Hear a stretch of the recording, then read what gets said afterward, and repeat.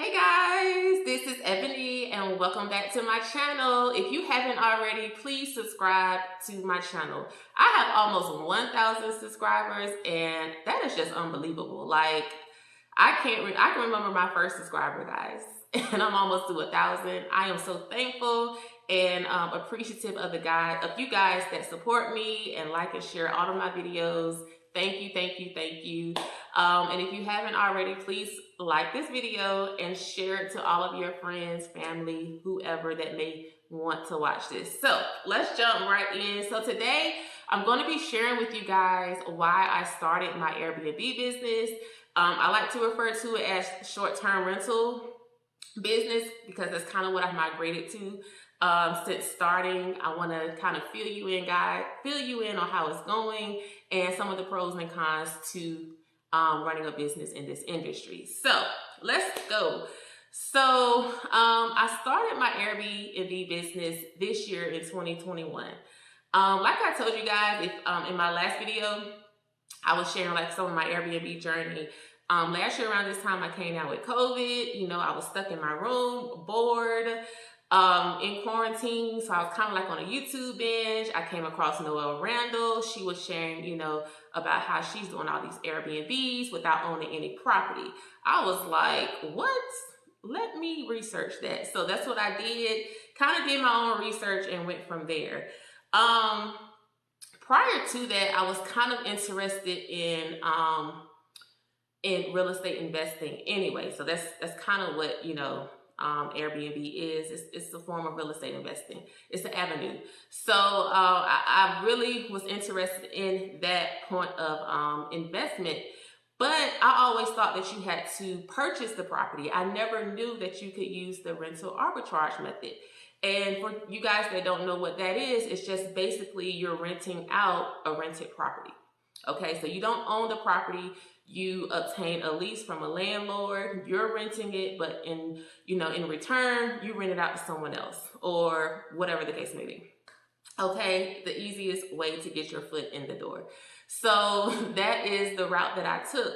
And, you know, upon learning about this, it just really like opened up a ton of doors because I never knew, you know, you could actually do that in the real estate investing industry. So that's kind of how it started. I wanted to get my foot in the door. Also, I wanted to start a business with my husband because I'm like the business owner in the family. You know, he's kind of always had a job, and I kind of wanted us to kind of run a business together. So this was like our very first business together that we ran.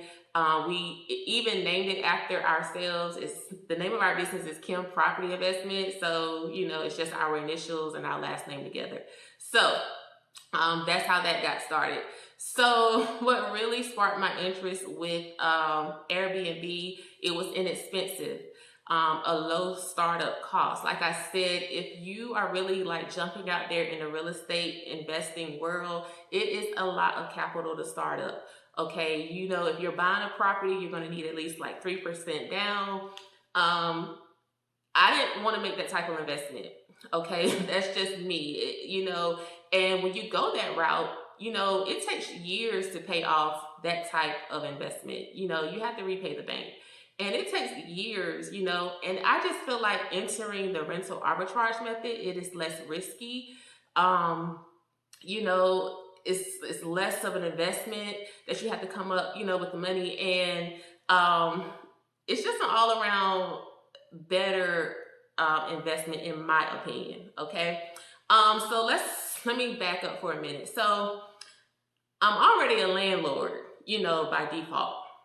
So a couple of years ago, me and my husband, we moved to another city and we rented out our own home, you know, because we wanted a better life than where we were living. So, you know, by default, you know, we rented out our home. So I became a landlord. So I'm kind of familiar with landlord, you know, regulations and rules and all that stuff. And basically when you become an Airbnb owner, you're taking on the role of a landlord. So I was like, you know, I'm kind of already, you know, in this a little bit. So let me kind of, you know, go in that direction. So that was another thing. Another thing that played a part in me wanting to start was, of course, you guys know that I own a cleaning service. So I had like 2 clients that would hire us to clean their Airbnbs like very frequently. And it was one lady, like she had like 5 units. Like we were constantly cleaning like every other day, multiple times a week. And I was like, I wonder how she's doing this. Now, this is before I even, had interest in Airbnb. I was just wondering to myself, like, how is she doing that? Like, how did she buy all these apartments? Because she had apartments, or she had townhouses. And I was like, how is she doing that? And once I stumbled upon like the rental arbitrage method, I was like, that's what she's doing. Okay. And she was killing it. She was killing the game. Okay. So I was like, okay, I am hip to what she is doing, and I am about to do that myself. Okay. So that's how I kind of sparked the interest in this industry. Not only that, last year this time, I was just like running a cleaning service. I think I was also in the process of obtaining my life insurance license. But at that point, like managing and running my cleaning service was like the only thing I was doing. And looking back, I don't know how I made it so long with just one stream of income. Like, I'm not saying that, like my business wasn't successful or anything, because it was very successful. But I'm just very surprised that I didn't open my mind up to adding more streams of income and opportunities, to my life. So that's kind of how it went from there. And I'm like a podcast junkie, so I was listening to a podcast by Ash Cash. If you guys haven't heard of him, please check out his podcast. And he said one stream of income is bad for your wealth. And I was like, oh my God, that is so profound. God forbid if something would have happened to my cleaning service, like what else would I do? So that's why I started adding streams. I started, with life insurance, and then I eventually, dabbled into the Airbnb industry. Okay, so that is why I started my Airbnb. I wanted to get into real estate investing with the inexpensive way, the less riskier way. And, it's a fun industry to be in. But, okay, so that's why I started that. Now, how is it going? Here is the deal. So, like I told you guys, I have since migrated from the Airbnb platform.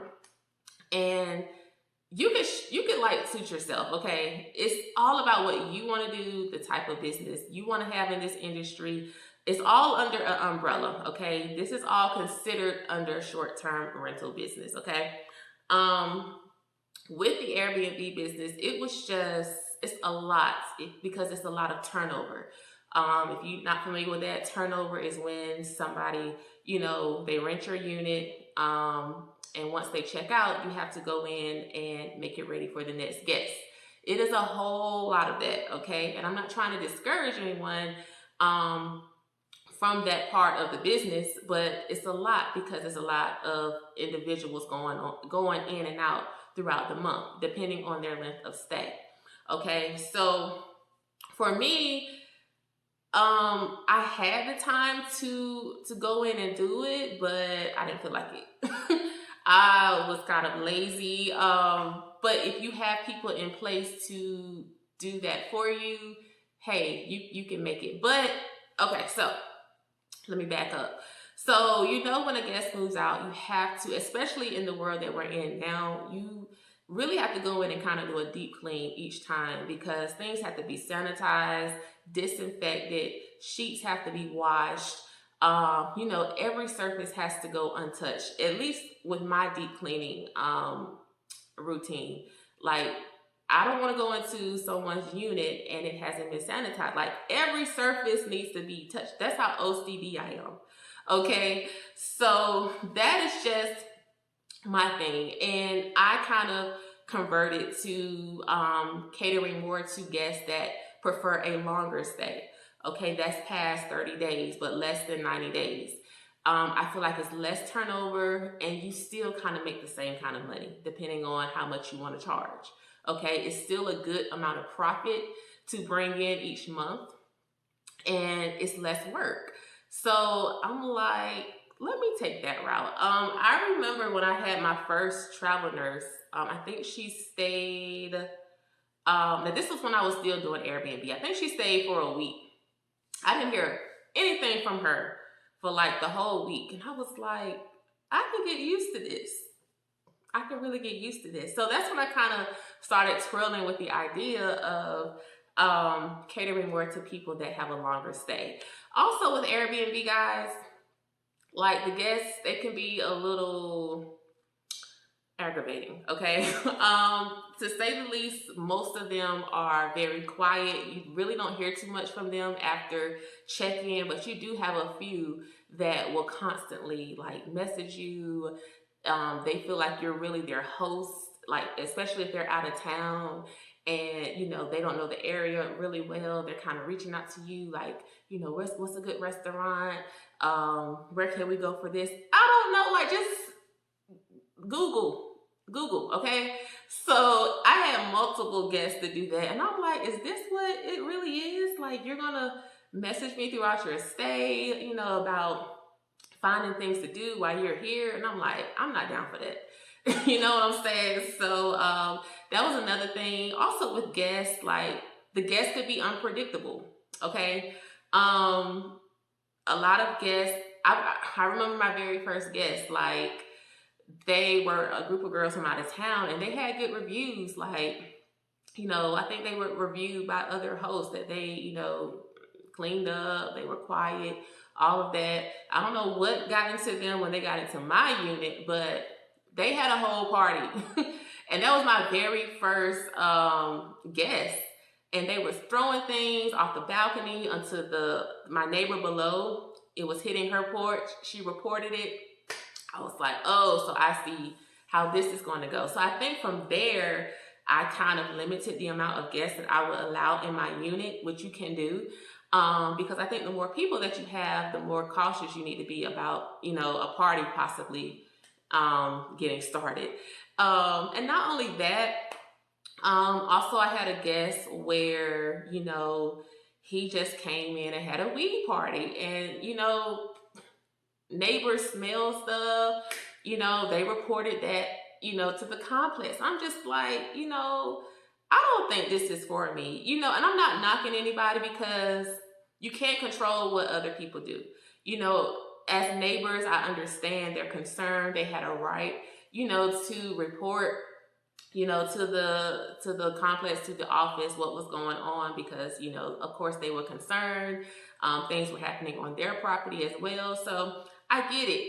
But, you know, I just felt like if this is what I have to constantly, you know, deal with, I'd rather not deal with it. I'd rather deal with, you know, professionals that I know that are coming into town that are mostly at work during the day, you know, that doesn't, you know, make a lot of noise and, you know, they're hardly home, so they're not really, you know, destroying the place. They're not getting things too dirty. You know, it's just the type of client I would prefer to deal with, the type of guest, okay?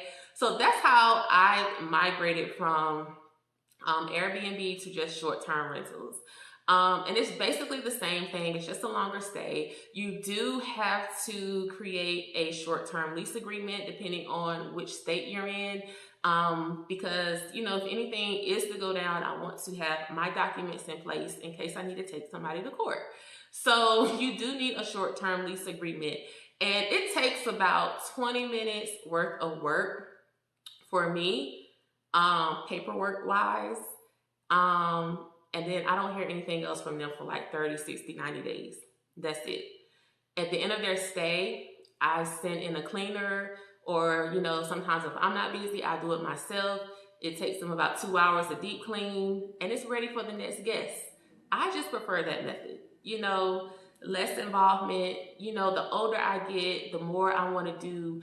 I want to create streams of income that don't involve my presence or something I can do from my my phone. With my short-term rentals, I don't even have to meet them here to give them a walkthrough. I have a lockbox on the front door. Let yourself in. You can walk around and see if this is what you want to, if this is where you want to stay for the next few months. Let me know. If you do, I'll email you the lease agreement. You shoot me the deposit. It's that simple. It's that simple. Like, I really love the setup. I love the business model that I have created. It is very hands off. Like I said, like, I'm just so for creating, businesses that don't involve my presence. It can basically run itself. And but that is something that I really seek God about, was really investing in businesses that don't require much promoting, much social media, much advertising. You can pretty much, put your business on, particular platforms, and it just kind of pay for itself. It kind of, it finds its own clients. So this is it, okay? Another reason why I prefer this method is because complexes are much more welcoming. They approve of this business model versus Airbnb.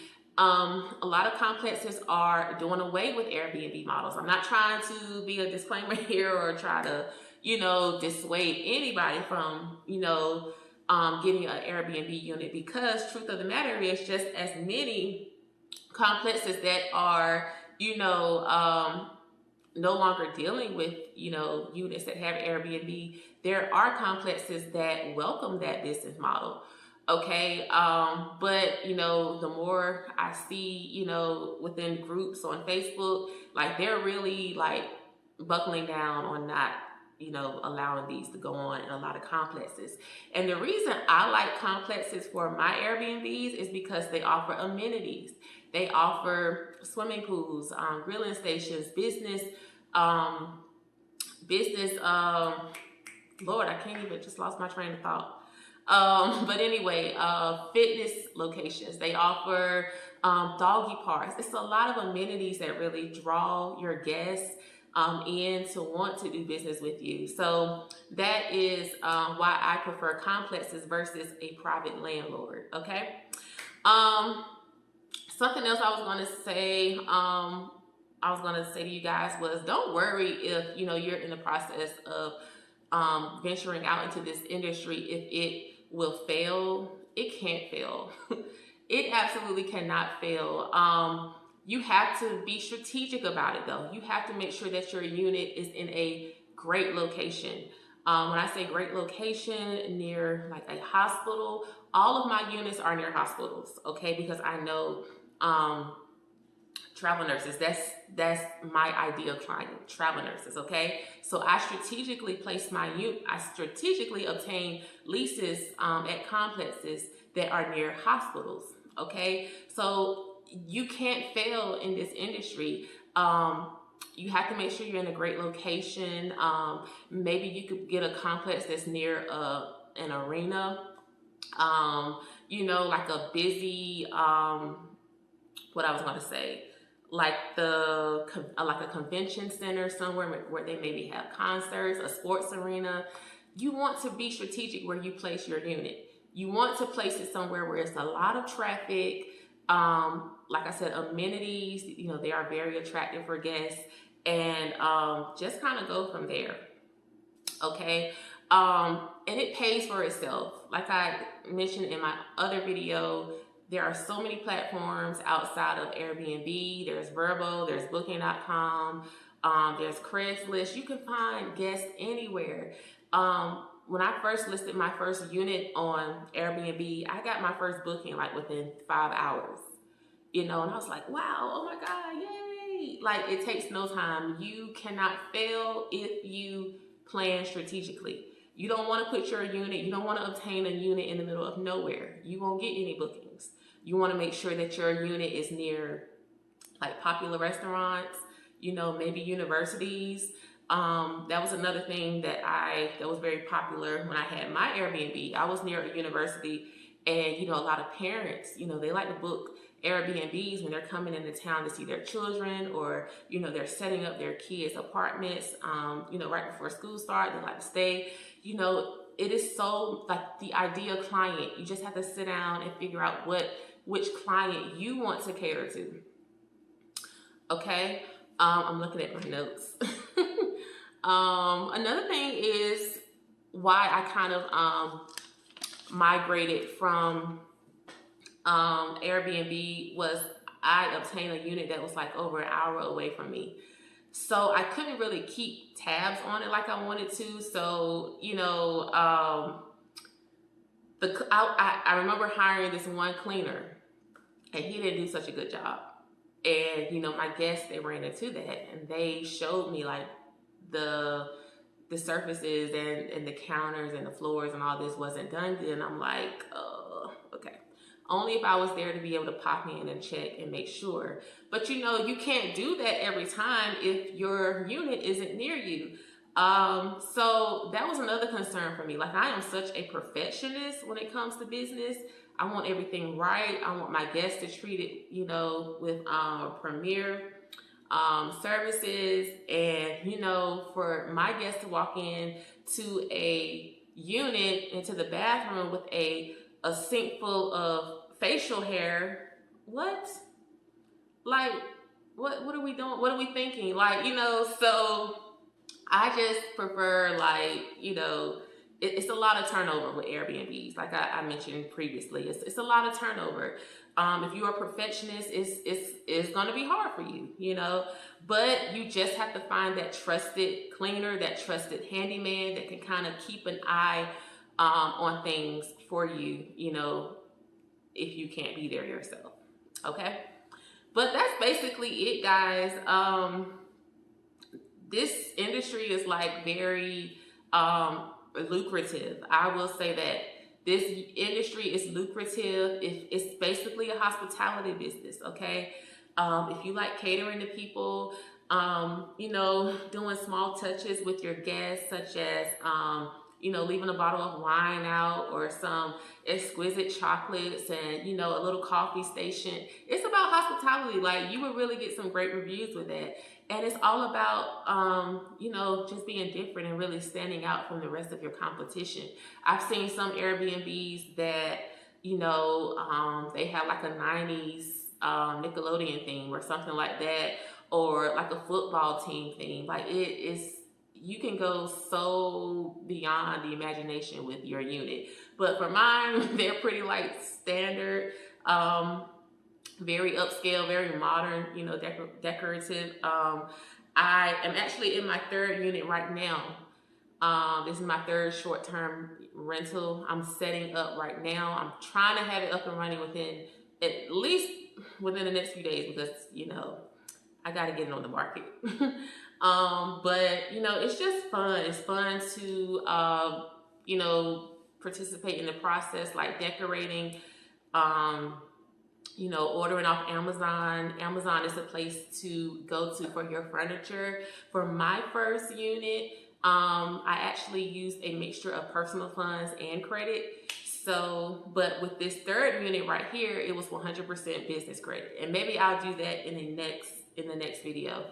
I'll talk about that. But this was not furnished with any of my personal funds. All of this was 100% business credit, OPM, other people's money, okay? But yeah, guys, so that's it. If you have any questions, comments, leave it in the comment section and I will respond. But until next time, guys, I'll see you later.